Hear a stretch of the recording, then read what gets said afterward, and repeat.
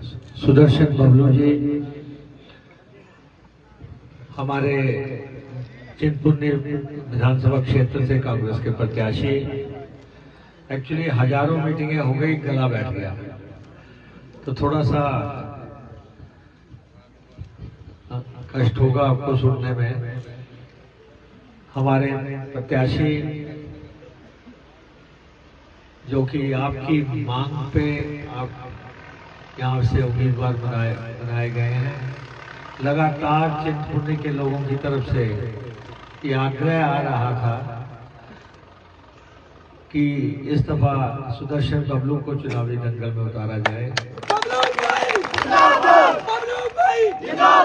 अब कांग्रेस पार्टी ने आपके आग्रह को स्वीकारा है। अब आपका जिम्मा है कि इन्हें हिमाचल प्रदेश विधानसभा में पहुंचाए। और मैं आज आपके पास अपील करने के लिए आया हूं कि प्रदेश में इस समय कांग्रेस पार्टी का प्रचंड लहर चल रहा है। पूरे प्रदेश में कहीं भी चले जाओ, सारी जगह कांग्रेस कांग्रेस कांग्रेस हो रही है और ये एक सुनामी है। मैंने भी बहुत चुनाव लड़ लिए, सारे चुनाव जीते, लेकिन मैंने कभी ऐसा लहर का कहर नहीं देखा जिससे जैसी लहर का कहर इस दफा है। कांग्रेस पार्टी जिंदाबाद जिंदाबाद जिंदाबाद। जहां भी जिंदाबाद जिंदाबाद जिंदाबाद। जहां भी खड़े हो रहे हैं वहीं 50-100 लोग आ जा रहे हैं कि हमने कांग्रेस में शामिल होना है। चाहे सड़क पे खड़े हो जाओ, चाहे किसी मोहल्ले में चले जाओ, चाहे किसी मीटिंग में चले जाओ, कांग्रेस में शामिल होने वालों की होड़ लगी हुई है। तो ये बिल्कुल स्पष्ट संकेत है कि भविष्य में होने क्या जा रहा है। दोस्तों, 48 घंटे सारे रह गए वोट पड़ने के लिए और 48 घंटे के बाद हिमाचल प्रदेश में कांग्रेस की सरकार होगी। और जयराम जी को आप विदाई दें, बाबुल की दुआएं लेते जा जा तुझे समय आ गया जाने का। प्रदेश का नेता कैसा हो, देश का नेता कैसा हो, कैसा हो। मैं कल एक कार्यक्रम में गया था, वहां पे बाजे वाले मिले मुझे, कहते जी हमने गाना सुनाना है। तो उन्होंने मुझे सुनाया, कहते जी हम विदाई देना चाहते हैं। तो उन्होंने विदाई दी, तो जनता विदाई देने के मूड में है और जयराम जी को मानसिक तौर पे अपने आप को तैयार कर लेना चाहिए। एक एक्सीडेंट में मुख्यमंत्री बने थे, एक राजनीतिक दुर्घटना प्रदेश में हुई और उनको ये ओहदा मिल गया, लेकिन 5 साल के बाद बड़े बेआबरू होके तेरे कूचे से हम निकले। जैसी स्थिति है, सारी जगह हारेंगे। हमने मंडी पहले फतेह की, रानी प्रतिभा सिंह जब जीती, जो और विधानसभा के इलेक्शन आए हमने वो जीते। उस समय तो उनकी सरकार थी, आज उनको बचाने वाला कोई नहीं है। कभी मोदी जी को ला रहे हैं, मोदी जी को भी पता लग गया ये नालायक सरकार थी, और कभी शाह को ला रहे हैं, कभी योगी जी को ला रहे हैं, ना जाने किस किस को ला रहे हैं। मैं तो कहता हूं कि अमेरिका का राष्ट्रपति आ जाए तब भी जयराम नहीं बचे। हमारा नेता कैसा हो, देश जैसा हो। हमारा नेता कैसा हो, देश जैसा हो। 1 2 3 4। और उसके बाद बलवीर जी का बचने का तो कोई सवाल ही नहीं है। ना तुम ही बचोगे ना साथी तुम्हारे, जब डूबेगी कश्ती तो डूबेंगे सारे डूब रहे हैं। वोट पाड़ी पंजे थे, मंजे पे क्या डालना, वेंटिलेटर पे है। जो आदमी वेंटिलेटर पे है वो कहां से मंजे पे आ जाएगा। अब कोई भी वैद्य, कोई भी हकीम, कोई भी डॉक्टर, कोई भी दवाई, कोई भी इंजेक्शन इनको वेंटिलेटर से बाहर नहीं ला सकते। डॉक्टर कहते हैं ना कि अब घर ले जाओ, जो सेवा सुबह होती है कर लो। अब 48 घंटे हैं, जो सेवा करनी है कर लो। चिंतपूर्णी का नया बारिश आ गया।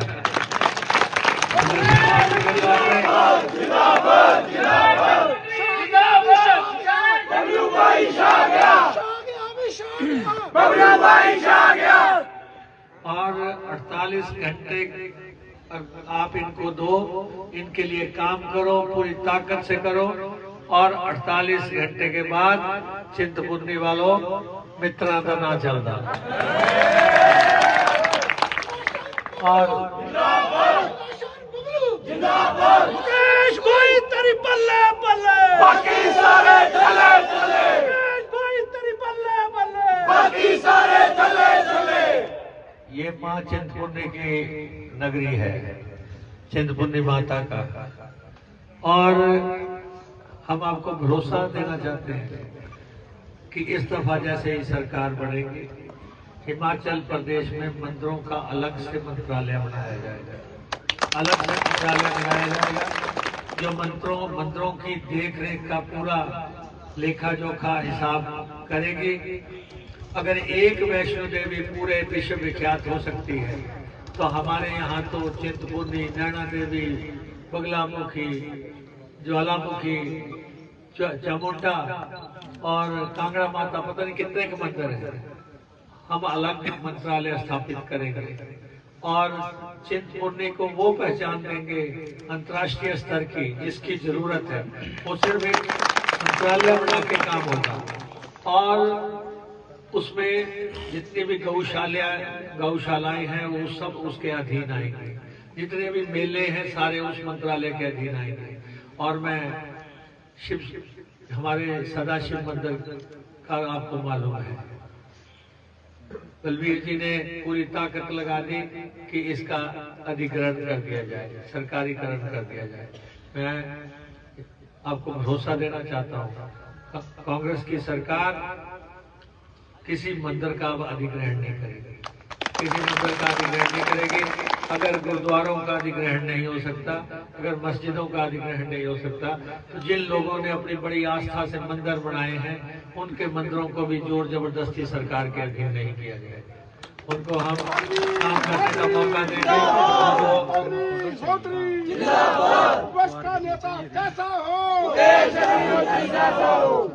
और मुझे लगता है माँ चिंतपूर्णी और सदाशिव इकट्ठे मिलके भाजपा वालों को बाहर का रास्ता दिखा गए।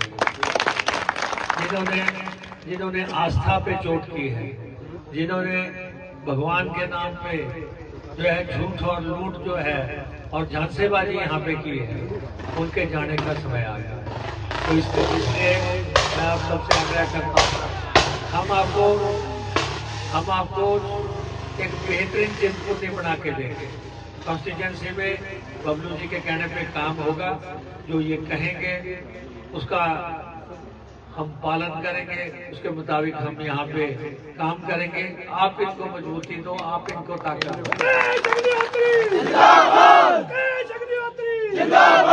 वैसे बबलू की गाड़ी शिमला के लिए चल पड़ी है।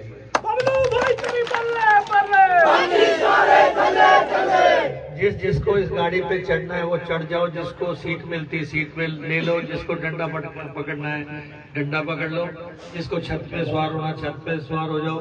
नहीं तो पीछे जो है कैरियर जो जैसा लगा होता है उस पर लटक लो, लेकिन लटक लो, सारे लटक लो। ये गाड़ी अब शिमला जाके रुकेगी, 48 घंटे दूर है। 48 घंटे की दूरी के बाद आपकी सरकार होगी। आपको पता है जित साडी पक्की है, बाकी है, कुछ नहीं है आप बीजेपी वालों के पास, भाजपा के पास कुछ नहीं है।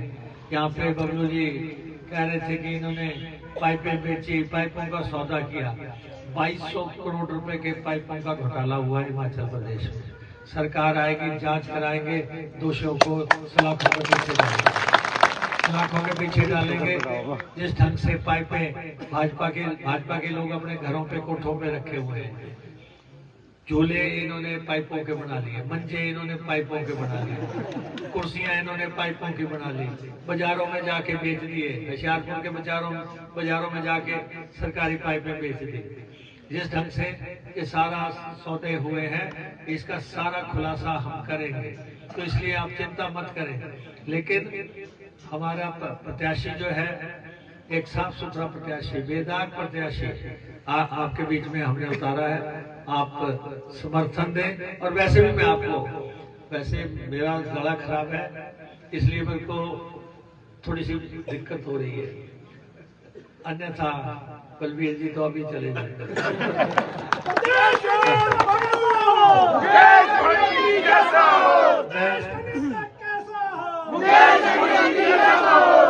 एक बात मैं आपको उन्ना वालों को कहना चाहता हूँ, 1971 में हिमाचल बना, 71 में हिमाचल बना, 51 साल के बाद उन्ना जिला का नेता प्रतिपक्ष बना।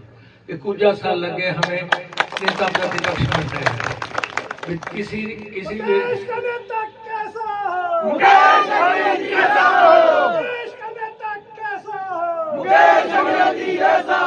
किसी भी विधायक दल का नेता बनने में ऊना जिला को 51 साल लग गया। और इसलिए मैं आपसे ये कहना चाहता हूँ, इस बार पूरी ताकत लगा दो। पंजे का निशान मुकेश अग्निहोत्री 5वीं बार, और 5 के 5 शिमला पहुंचेंगे। 5 के 5 जिनमें हमारे सुदर्शन बबलू चिंतपूर्णी से जो है हिमाचल प्रदेश का विधानसभा का काउंसिल चैंबर अब इनका इंतजार कर रहा है।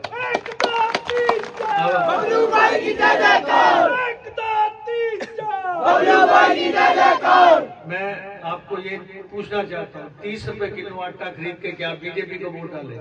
नहीं। इतनी महिलाएं बैठी हैं, क्या 30 रुपए के किलो आटा खरीद के बीजेपी को वोट डालेंगे? क्या आप 250 रुपए तेल की बोतल खरीद के बीजेपी को वोट डालेंगे?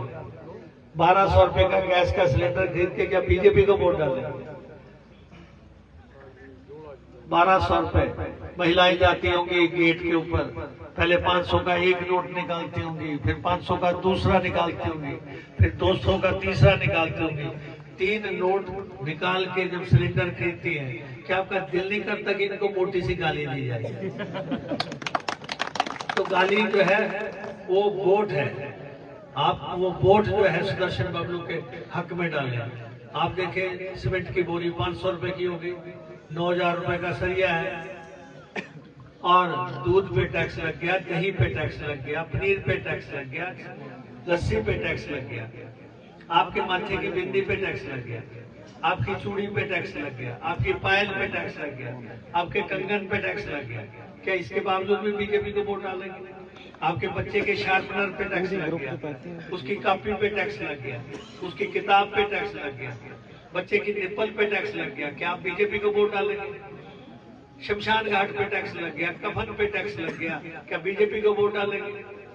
ये स्थितियां आपके सामने है। भाई जिंदा रहो तो यहाँ टैक्स दो, मर जाओ तो शमशान घाट में टैक्स दो।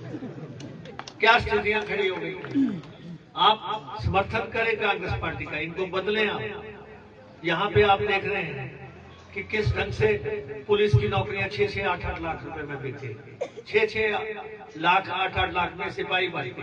देवभूमि है ये चिंतपूर्णी की धरती है। यहाँ पे 8 लाख में सिपाही लगेगा, 4 लाख में पंप ऑपरेटर लगेगा। और मैं आपको बता देना चाहता हूँ, सरकार बदलेगी, कमीशन ऑफ इंक्वायरी बैठाई जाएगी भर्तियों में। जो गलत तरीके से लोग लगाए गए हैं, चोर दरवाजे से लगाए गए हैं, उसका सारा पर्दाफाश कर दिया जाएगा।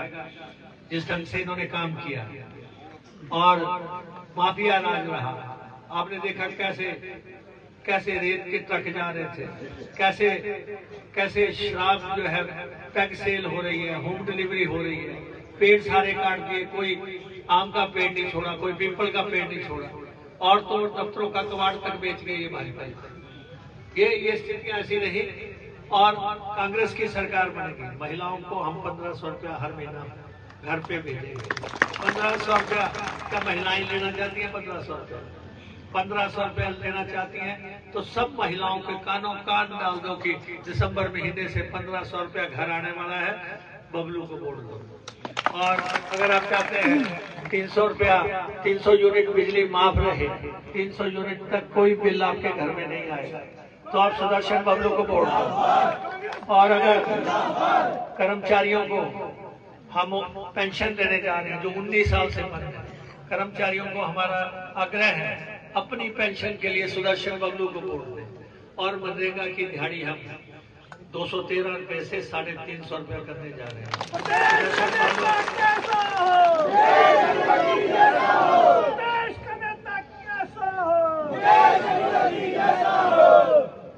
तो इन सब चीजों को देखते हुए आप हमारे उम्मीदवार सुदर्शन बबलू को वोट दें, उन्हें विधानसभा में पहुंचाएं, बाकी आपका जो भी हुक्म होगा उसका पालन किया जाएगा।